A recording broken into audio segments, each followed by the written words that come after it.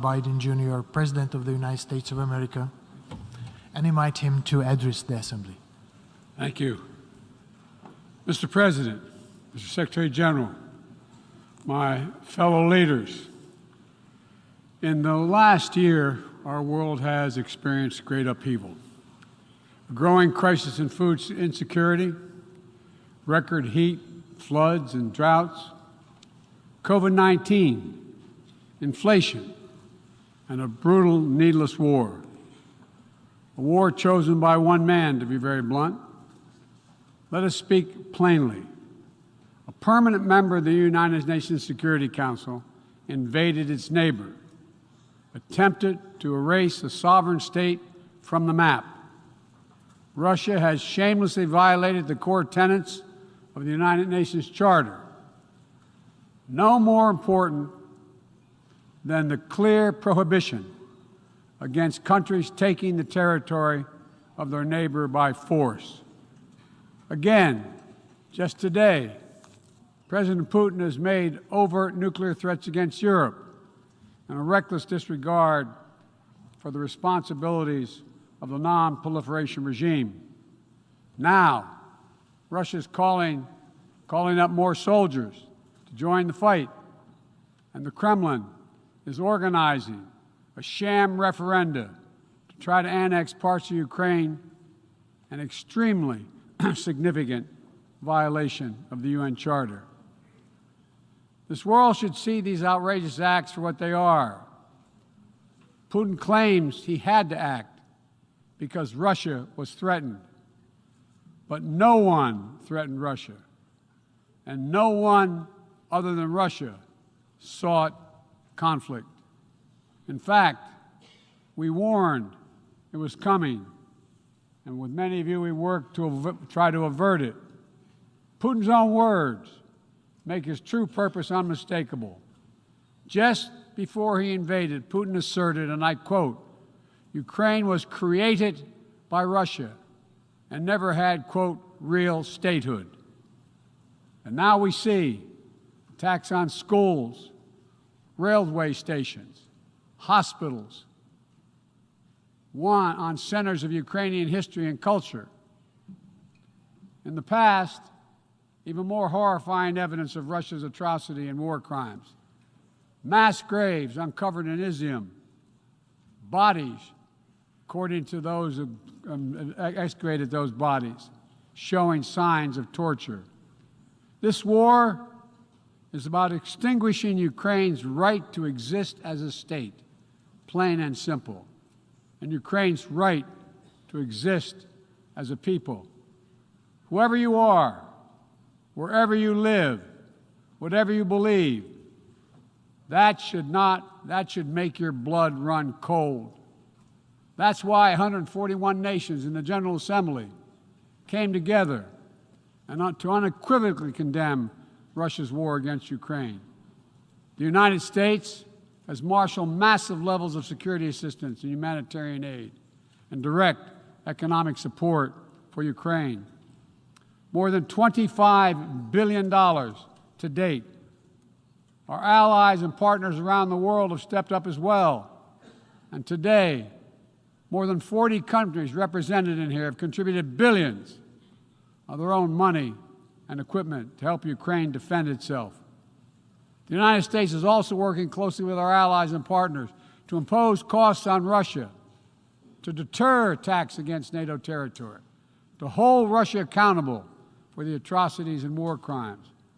Because if nations can pursue their imperial ambitions without consequences, then we put at risk everything this very institution stands for, everything.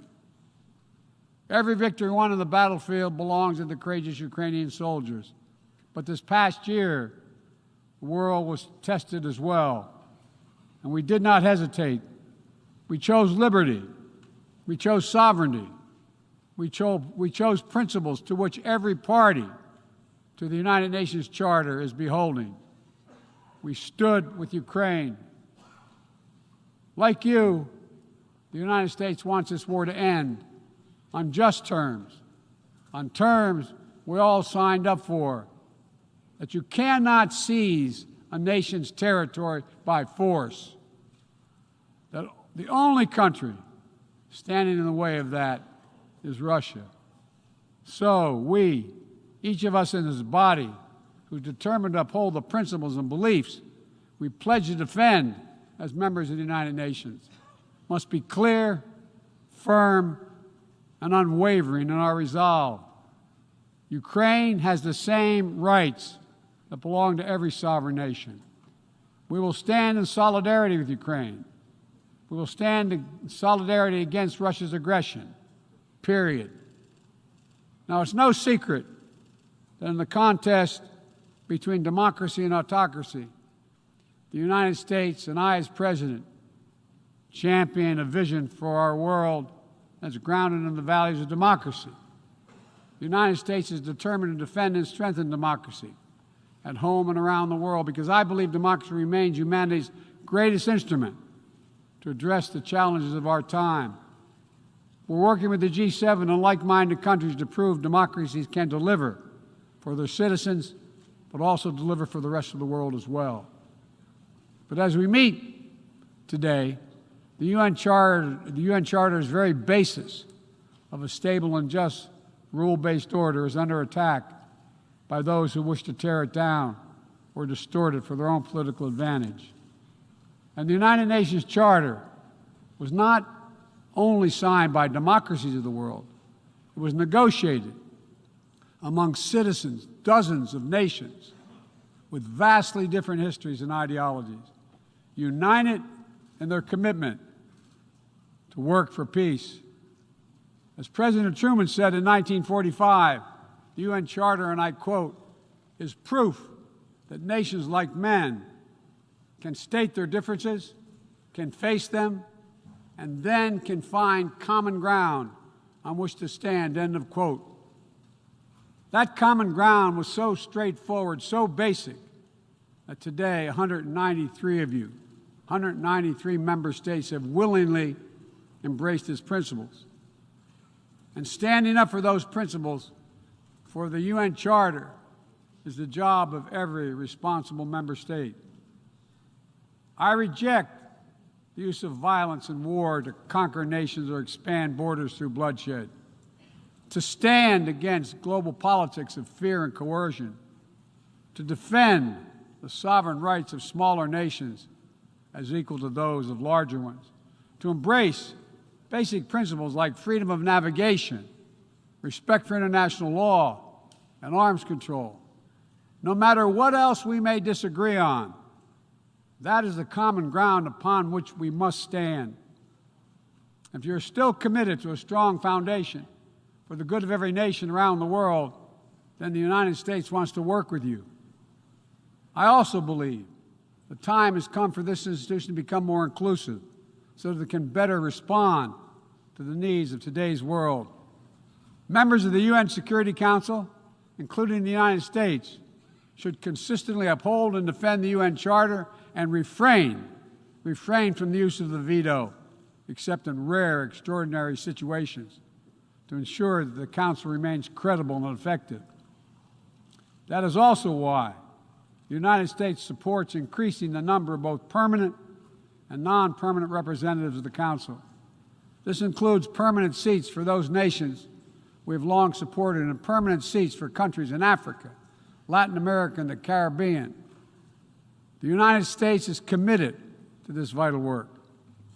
In every region, we've pursued new, constructive ways to work with partners to advance shared interests, from elevating the Quad in the Indo-Pacific to signing the Los Angeles Declaration of Migration and Protection at the Summit of the Americas, to joining a historic meeting of 9 Arab leaders to work toward a more peaceful, integrated Middle East, to hosting the U.S.-Africa Leaders Summit in this December.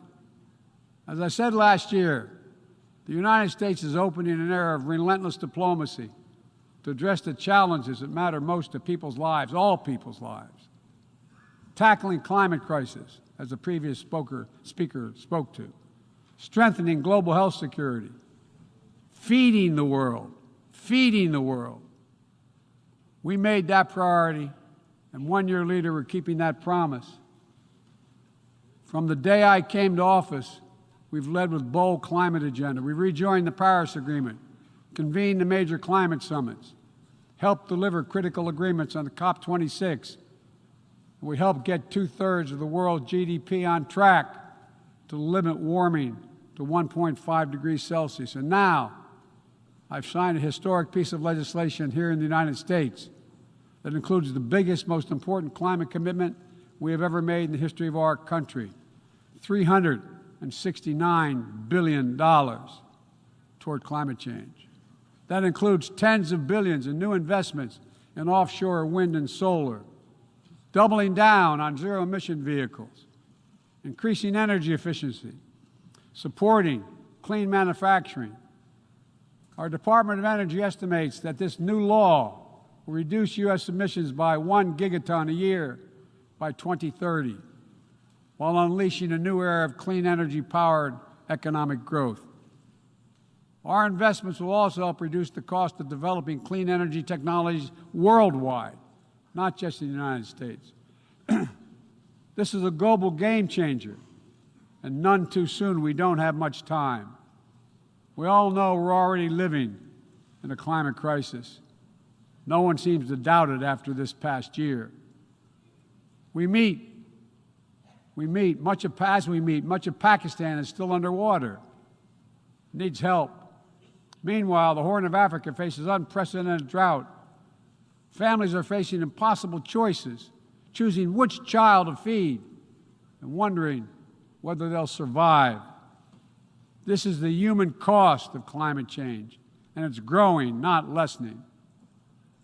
So, as I announced last year, to meet our global responsibility, my administration is working with our Congress to deliver more than $11 billion a year to international climate finance, to help lower-income countries implement their climate goals and ensure a just energy transition. The key part of that will be our PEPFAR plan, which will help 500 million people in especially vulnerable countries adapt to the impacts of climate change and build resilience. This need is enormous. So let this be the moment we find within ourselves the will to turn back the tide of climate devastation, and unlock a resilient, sustainable, clean energy economy to preserve our planet. On global health, we've delivered more than 620 million doses of COVID-19 vaccine to 116 countries around the world, with more available to help meet countries' needs. All free of charge, no strings attached, and we're working closely with the G20 and other countries in the United States help lead the change to establish a groundbreaking new fund for pandemic prevention, preparedness, and response at the World Bank. At the same time, we've continued to advance the ball on enduring global health challenges. Later today, I'll host the 7th Replenishment Conference for the Global Fund to fight AIDS, tuberculosis, and malaria. With bipartisan support in our Congress, I have pledged to contribute up to $6 billion to that effort. So I look forward to welcoming a historic round of pledges at the conference, resulting in one of the largest global health fundraisers ever held in all history. We're also taking down the food crisis head on, with as many as 193 million people around the world experience acute food insecurity, a jump of 40 million in a year. Today I'm announcing another $2.9 billion in U.S. support for life-saving humanitarian and food security assistance for this year alone. Russia, in the meantime, is pumping out lies, trying to pin the blame for the crisis, the food crisis, on the sanctions imposed by many in the world for the aggression against Ukraine. So let me be perfectly clear about something. Our sanctions explicitly allow Russia the ability to export food and fertilizer. No limitation. It's Russia's war. that is worsening food insecurity, and only Russia can end it. I'm grateful for the work here at the UN, including your leadership, Mr. Secretary General, establishing a mechanism to export grain from Black Sea ports in Ukraine that Russia had blocked for months, and we need to make sure it's extended. We believe strongly in the need to feed the world. That's why the United States is the world's largest supporter of the World Food Program, with more than 40% of its budget. We're the leading support of the UNICEF efforts to feed children around the world. To take on a larger challenge of food insecurity, the United States introduced a call to action, a roadmap eliminating global food insecurity, that more than 100 nation member states have already supported. In June, the G7 announced more than $4.5 billion to strengthen food security around the world through USAID's Feed the Future initiative. The United States is scaling up innovative ways to get drought and heat-resistant seeds into the hands of farmers who need them, while distributing fertilizer and improving fertilizer efficiency so that farmers can grow more while using less. And we're calling on all countries to refrain from banning food exports or hoarding grain while so many people are suffering. Because in every country in the world, no matter what else divides us, if parents cannot feed their children, nothing else matters. If parents cannot feed their children. As we look to the future, we're working with our partners to update and create rules of the road for new challenges we face in the 21st century. We launched the Trade and Technology Council with the European Union to ensure that key technologies are developed and governed in the way that benefits everyone. With our partner countries and through the UN, we're supporting and strengthening the norms of responsibility, responsible state behavior in cyberspace, and working to hold accountable those who use cyber attacks to threaten international peace and security. With partners in the Americas, Africa, Europe, and the Middle East, and the Indo-Pacific, we're working to build a new economic ecosystem where every nation gets a fair shot, and economic growth is resilient, sustainable, and shared. That's why the United States has championed a global minimum tax, and we will work to see it implemented so major corporations pay their fair share everywhere. It's also been the idea behind the Indo-Pacific Economic Framework, which the United States launched this year with 13 other Indo-Pacific economies. We're working with our partners in ASEAN and the Pacific Islands to support a vision for a critical Indo-Pacific region that is free and open, connected and prosperous, secure and resilient. Together with partners around the world, we're working to secure resilient supply chains that protect everyone from coercion or domination, and ensure that no country can use energy as a weapon. And as Russia's war riles the global economy, we're also calling on major global creditors, including the non-Paris Club countries, to transparently negotiate debt forgiveness for lower-income countries, to forestall broader economic and political crisis around the world. Instead of infrastructure projects that generated huge and large debt without delivering on the promised advantages, let's meet the enormous infrastructure needs around the world with transparent investments, high-standard projects that protect the rights of workers and the environment, keyed to the needs of the communities they serve, not to the contributor. That's why the United States, together with fellow G7 partners, launched a Partnership for Global Infrastructure and Investment. We intend to collectively mobilize $600 billion in investment through this partnership by 2027. Dozens of projects are already underway. Industrial-scale vaccine manufacturing in Senegal, transformative solar projects in Angola, first-of-its-kind small modular nuclear power plant in Romania. These are investments that are going to deliver returns not just for those countries, but for everyone. The United States will work with every nation, including our competitors, to solve global problems like climate change. Climate diplomacy is not a favor to the United States or any other nation, and walking away hurts the entire world. Let me be direct about the competition between the United States and China. As we manage shifting geopolitical trends, the United States will conduct itself as a reasonable leader. We do not seek conflict. We do not seek a Cold War. We do not ask any nation to choose between the United States or any other partner. But the United States will be unabashed in promoting our vision of a free, open, secure, and prosperous world and what we have to offer communities of nations.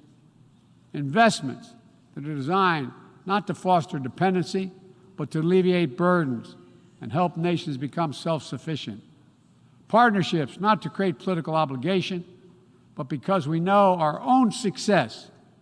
Each of our successes increased when other nations succeed as well.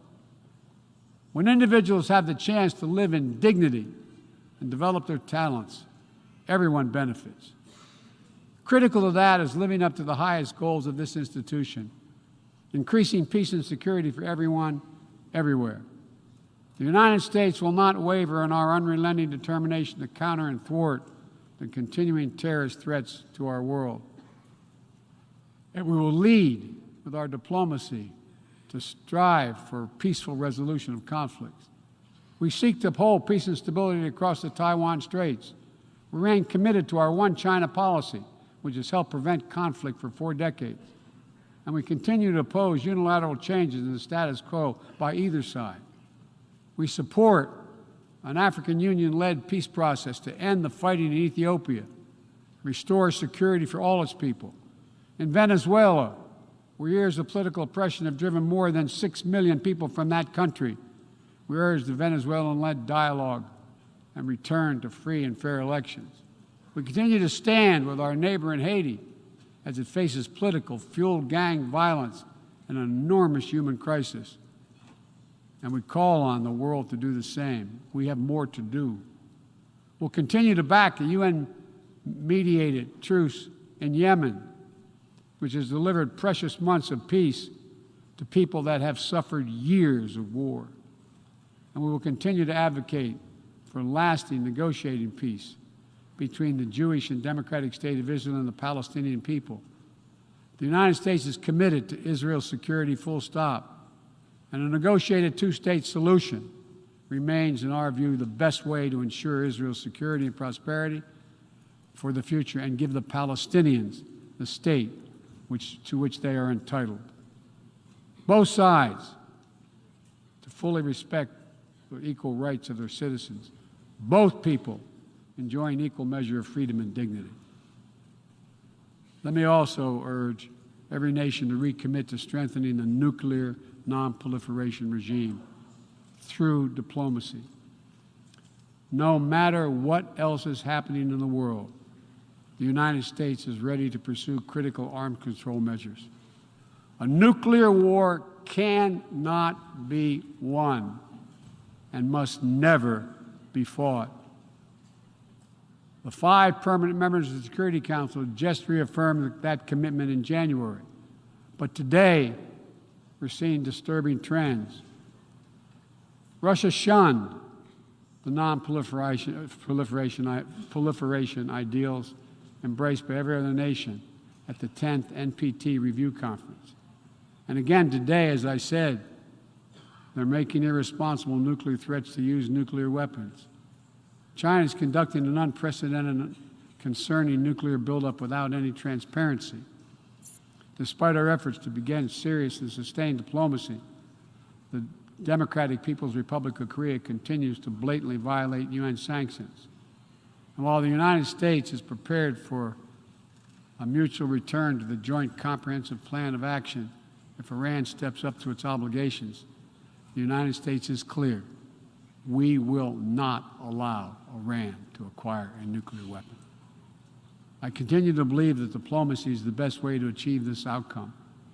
The non-proliferation regime is one of the greatest successes of this institution. We cannot let the world now slide backwards, nor can we turn a blind eye to the erosion of human rights. Perhaps singular among this body's achievements stands the Universal Declaration of Human Rights, which is the standard by which our forebears challenged us to measure ourselves.